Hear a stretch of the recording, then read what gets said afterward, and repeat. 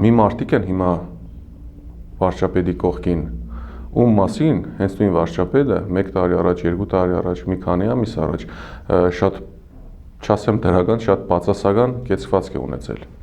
Իրեն մեզ բոլորիս հայտնի է Facebook-յան ոճով, ստատուսների ոճով կամ եթերում ասված հայտարարություններով։ Ու հիմա Նիկոլ Փաշինյանի ամեն հարգանքով բոլորին, Նիկոլ Փաշինյանի կողքին են այնպիսի մարդիկ, ում որ հիմա մենք իրենք ավելի ճիշտ անուն էին դնում մի քանի ամիս առաջ ու շատ լուրջ չափ պիտակավորումներ էին անում կախված ունեցվածքից, զենքերից, մեքենաներից, հայտնի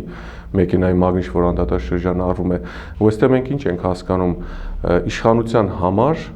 իրականում կարևոր չի թե դու ով ես, ինչ անցյալ ունես ու ինչ ես արել։